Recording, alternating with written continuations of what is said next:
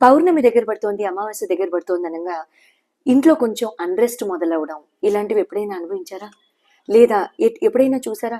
గొడవలు ఆడడం కానివ్వండి, లేకపోతే ఫైనాన్షియల్ సడన్ లాసెస్ అవ్వడం కానివ్వండి, హెల్త్ ఇష్యూస్ తలెత్తడం కానివ్వండి, ఇలాంటి కాల్స్ అయితే ఎన్నో.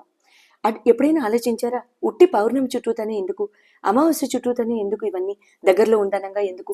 ఆ 2-3 రోజులు ఇంట్లో వాతావరణమే బాగుండదు. ఎందుకని? మన చార్ట్స్లో కనుక చంద్రుడి ప్లేస్మెంట్ కనుక బాగుండకపోతే ఇలాంటివి జరగడం చాలా చాలా సహజం. ఏం చేద్దాం మరి? పరిష్కారం చెప్తాను, చేసేయండి. పూర్ణ ఫలం ఉంటుంది కదా, కొబ్బరికాయ, పీచు తీయని కొబ్బరికాయ. ఆ పీచు తీయని కొబ్బరికాయని ఇంట్లో ఎన్ని గోడలు ఉంటే అన్ని గోడలు తాకిస్తూ వెళ్ళండి. ఇవి వచ్చిన తర్వాత ఇంటి బయటకు వచ్చి 7 times యాంటీ క్లాక్ వైజ్ డైరెక్షన్లో దాన్ని తిప్పి అట్నుంచి అటే మీకు నది కానీ ఎక్కడైనా పబ్లిక్ డస్ట్బిన్స్లో పడేసి వెనక్కి తిరిగి చూడకుండా ఇంటికి వచ్చేయండి. ఇలా కంటిన్యూస్గా చేస్తూ ఉండండి పౌర్ణమి అమావాస్య ముందు. All the best, good luck.